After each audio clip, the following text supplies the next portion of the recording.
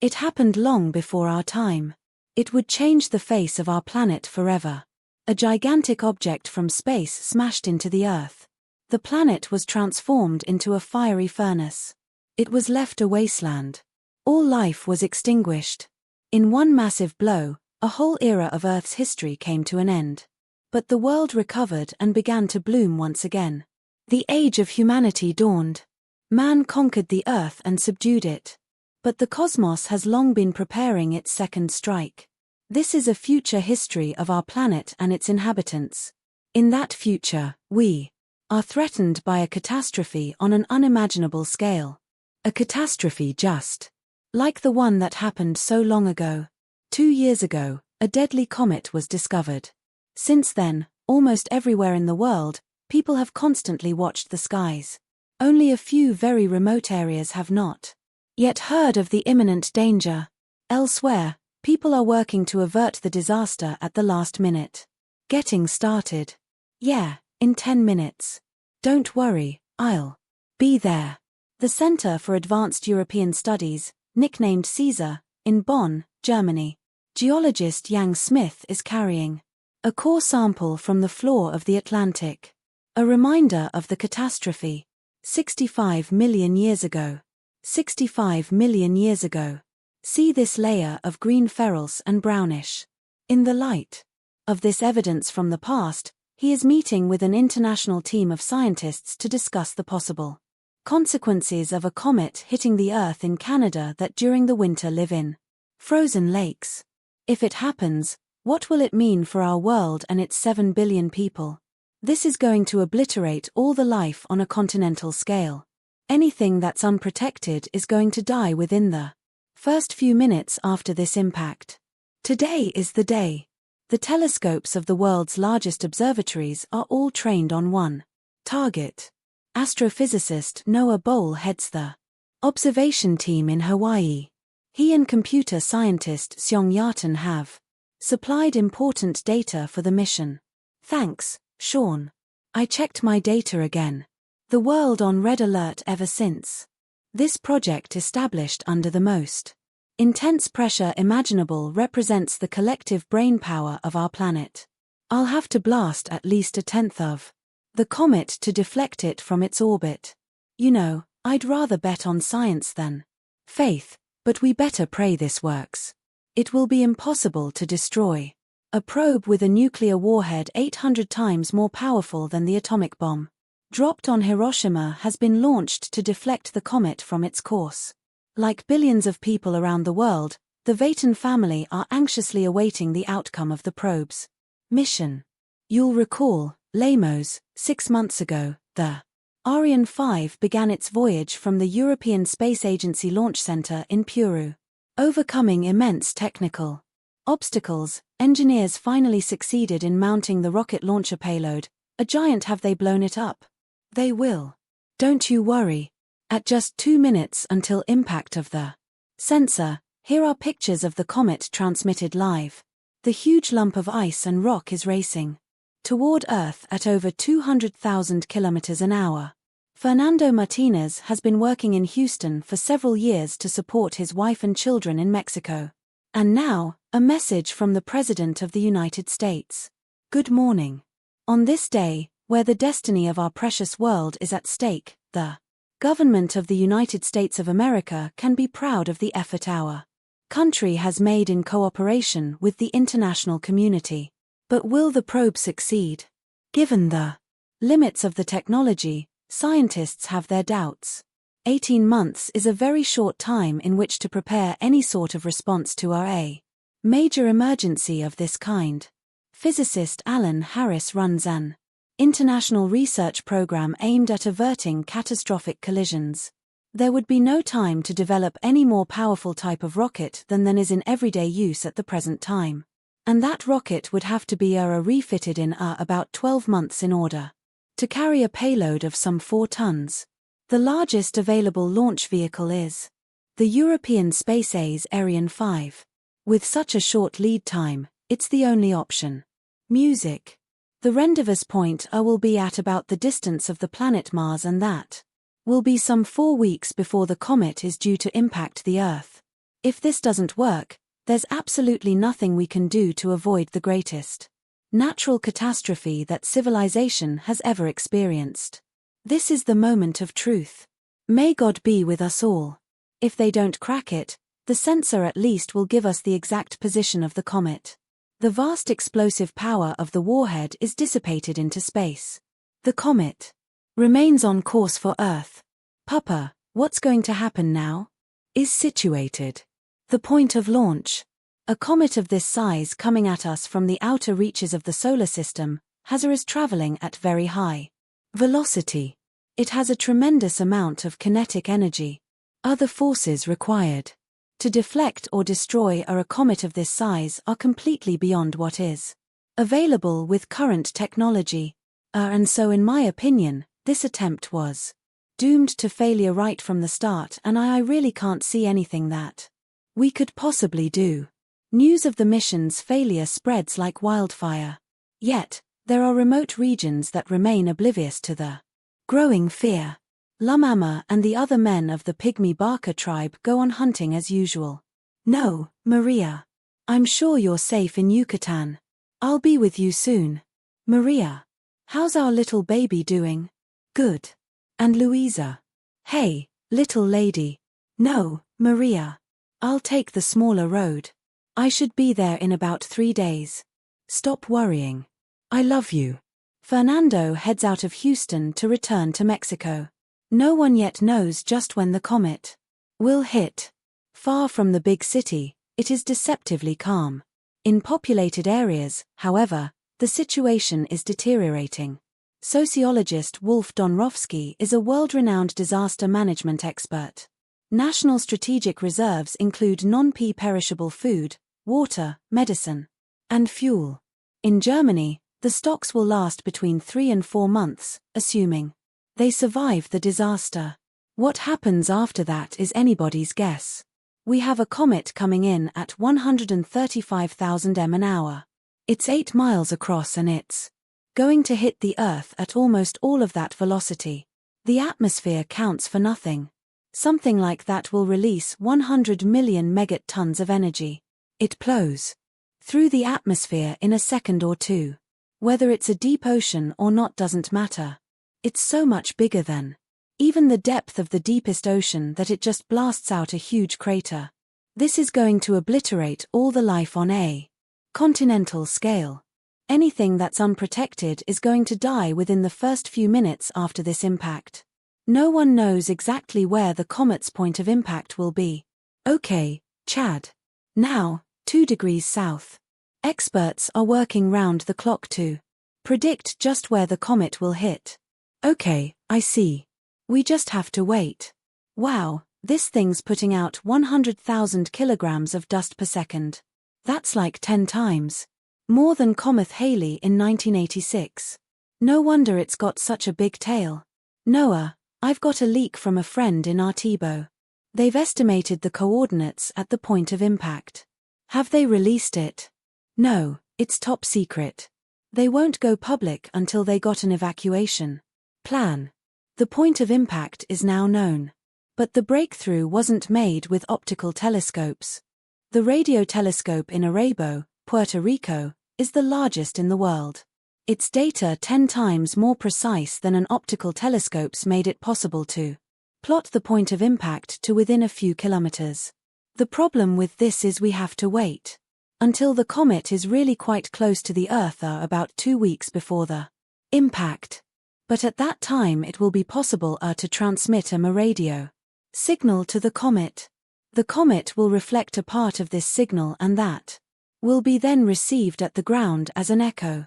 Now the transmitted signal will have a particular frequency and the echo will have a slightly different frequency, and on the basis of these radar data that we will then be able to calculate exactly where on the surface of the Earth and at what time the comet will hit. The point of impact has still not been announced. Beloved people of Mexico, this is a tragic day in the history of our country. We have just received news that the point of impact of the comet will be somewhere in the region of the Yucatan Peninsula. Credible sources predict the complete destruction of our country and The entire Gulf of Mexico region. Can the whole Gulf of Mexico region be evacuated in such a short time? Good evening, ladies and gentlemen. Welcome to the news at 8. Tonight's coverage will be devoted exclusively to the comet. 3 days ago, scientists finally succeeded in determining the impact. At least at my parents' place in Baton. Would all be together.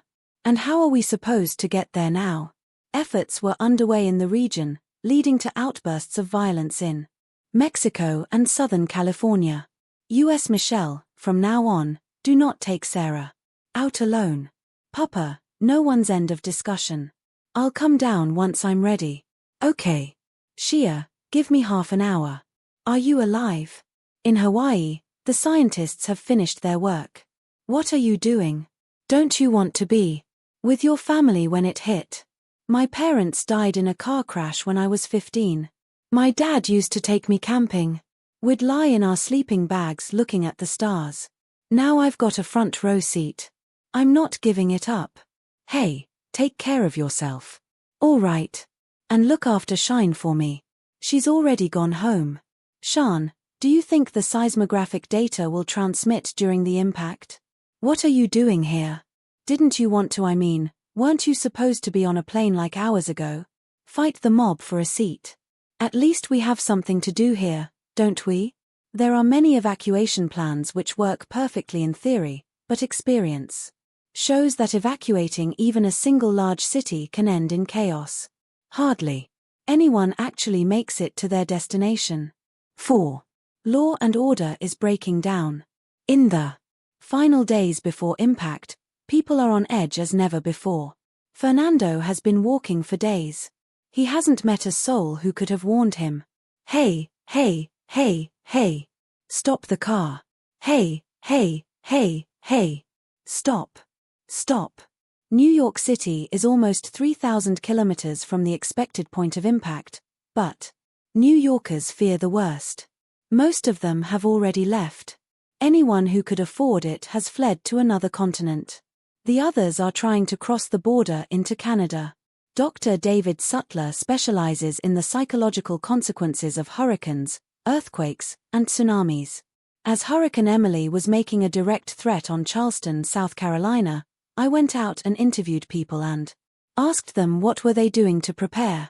And what we found was that people who were older, people who had higher income and the ability to buy supplies, but also people who had an internal locus of control, those people who believe that what they do can make a difference to prepare were more likely to prepare than those who had an external locus of control. Those who believe that what was going to happen to them was determined by fate or by luck. Whenever you like, Mr. Comet, I'm ready. Stupid idiot. You could have killed her. Come on. Catherine. It's over here. Come on. Police. Last one. All 4. In Paris, places in public shelters are scarce and nowhere near enough for everyone who has stayed in the city. Sit down. Get the dog out of here. Sarah. Speed. Meanwhile, in Mexico, Fernando stumbles on an army barracks. Hey, is anyone there? Hey, easy. Calm down. Come on. Everybody's gone and they left you to starve. The chance of survival here, only 800 kilometers from the calculated point of impact, is minimal. No one remains. Even the underground shelters are deserted. The hunters have sighted buffalo near the village. The Barker tribe's people have no idea that their lives will soon change forever. The comet announces its arrival like an angry god. This is the latest computer simulation. It shows that when the projectile strikes, it doesn't much matter whether it strikes on land or in the ocean. It heats the ground tremendously, just like a super bicycle pump that you've pumped up. The temperature gets up to 100,000 degrees. After it reaches this temperature, it expands out at high speed and throws material out several times the Earth's radius into space. At the same time, it brushes the floor of the impact crater away, throws it out at high speed, and removes about 6 miles of rock from the impact site. Calm down. Easy there. I'll get this car fixed and I take you with me to you. Upon impact, the comet releases energy equivalent to more than 100 megatons of TNT. Come on, Maria. Pick up the damn phone. The crater at this stage is about 60 miles in diameter and it's lined with partly vaporized and even melted rock. At this stage, the crater begins to collapse under gravity. The floor rises, the adjacent terrain collapses into the cavity, and we're left with a lake of lava 100 miles in diameter. It only takes a couple of seconds for these enormous temperatures to cause an expanding fireball. This fireball is hot, initially 10 times hotter than the surface of the sun. Anything within 1,000 miles that sees that fireball will be incinerated. Applause. Houston is obliterated within seconds. The effect of the impact is felt at once thousands of kilometers away. Oh no. Impact. That was the EMP wave. The EMP or electromagnetic pulse destroys all electronic equipment. Did you look at that? Charged particles create effects similar to gigantic polar auroras. They are harbingers of the coming disaster. The tremendous amount of energy involved in an impact of this magnitude would cause the release of charged particles, in particular electrons, which would be moving around very, very rapidly, and these particles would give rise to very powerful electric and magnetic fields which would induce currents in any sort of electrical conductor. Anything containing a computer chip would probably be destroyed. Silent, invisible, the EMP races around the world. What's someone dancing now? No more electricity. I'm going to go home. You go home soon, honey. Don't be afraid. Hey, Sean, come look at this. A cloud of dust and ash has reached Hawaii. It brings a salty, dirty rain that burns the skin. Traces of this phenomenon can be found in geological remains of disasters all over the world. Young Smith specializes in analyzing the geological traces of the impact at the end of the Cretaceous period. We have here a special core from the Atlantic Ocean, just one of the many. You have here the slowly deposited sediments of the latest Cretaceous of the Mesozoic era. Every 10 centimeters is 1,000 years or so. But then 65 million years ago, we see this layer of green ferrules and browny stuff. And that was deposited only a few days, which demonstrates the enormous power of the impact some 3,000 kilometers away. Only the poorest of the poor remained in New York City. During the next hour, everything will suffocate under a thick coat of dust and ash. But the next stage of the catastrophe is already underway. When the comet falls into the shallow water off the coast of the Yucatan Peninsula, it creates a wave almost a kilometer high. This initial wave immediately breaks down to 30 to 50 m and loses more height when it runs into deeper water, but it conserves its energy. Geophysicist Robert Weiss is an expert in the origin of tsunamis. The wave height goes down in deeper water, but it created a longer wavelength. And this wavelength travels to the coast. The tsunami is not the flow of water. It's a flow of energy, which means that the water particle transfers its energy to the next one. The approaching end presses water on the front of the wave and builds up a gigantic wall of water. The tsunami hits a ravaged landscape. What is left of the coastal areas is drowned in the floods. The water surges hundreds of kilometers into the interior. The tsunami waves leave the Gulf of Mexico and propagate into the Atlantic Ocean. The gigantic waves simply roll over the Caribbean islands and race along the east coast towards North and South America. A peripheral wave 6 m high crashes into New York. The wave, 100 km long, surges through the streets for hours before it begins to end. The waves cross the Atlantic at over 500 km an hour, heading for Africa and Europe. The waves are still almost as massive as when they began. Cities such as Dhaka and Lisbon, then Bordeaux and Brest disappear beneath the deluge.